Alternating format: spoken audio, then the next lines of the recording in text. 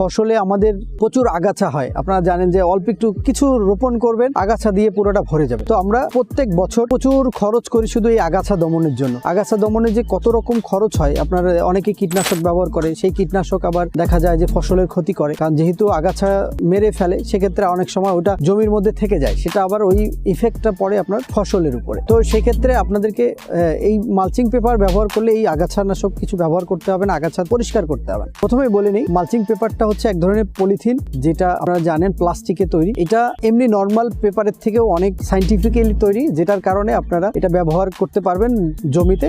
এই পলিথিনটা যে দিক দিয়ে ঢাকা থাকবে এই পেপারটা, মালচিং পেপারটা, সেটার ওই দিক থেকে কোনো আগাছা জন্মাবে না, কোনো ঘাস জন্মাবে না। তার মানে আপনাকে এটা পরিষ্কারও করতে হবে না, আপনার জাস্ট নর্মালি আপনারা দেখতে পারবেন, ভিডিওর মধ্যে দেখানোর চেষ্টা করবো আমরা। এটা যে রোপণ করা হচ্ছে ওটা পুরো সাইড দিয়ে ঢাকা থাকছে। আপনার নর্মালি এর পরিচর্যাটা সুন্দর করে করতে পারবেন। আপনার যেখানে সার দেওয়ার দরকার শুধু নর্মালি গাছের মধ্যে সার দিতে পারবেন। এই মালচিং পেপারটা যখন আপনি ব্যবহার করবেন, আপনার 1/3 খরচ কমে যাবে। আপনি এমনি নর্মালি হিসাব করেন, আমরা একটা ছোট্ট হিসাব করেছি, 1% মোটামুটি 450 থেকে 550 টাকার মতো খরচ হয় আপনার মালচিং পেপারে 1%-এর জন্য। তো আপনি পুরো সিজন একটা হিসাব করেন, 3 মাস বা 6 মাসের যে সিজন করেন, সেটাতে কতগুলা লেবার দিয়ে আপনি এটাকে তোলেন। একটা লেবারের মূল্য মিনিমাম 500 টাকা, তাহলে হিসাব করেন দিনে যদি আপনার 3টা লেবার লাগে 1500 টাকা তো আপনার নর্মালি একদিনেই লেগে যাচ্ছে। তার মানে যখন আপনি মালচিং ব্যবহার করছেন এই খরচটা আপনার কমে আসছে। তো আপনি যত খরচ কমাবেন তত আপনার লভ্যাংশের দিক থেকে বাড়বে আপনার ফসলে। সাধারণ যে পলিথিনগুলা বা পেপারগুলা পাওয়া যায়, এটা ব্যবহার না করাই ভালো জমিতে। যে মালচিং পেপারটা এটা আলাদাভাবে তৈরি করা হয়, এটা চায়না থেকে আসে।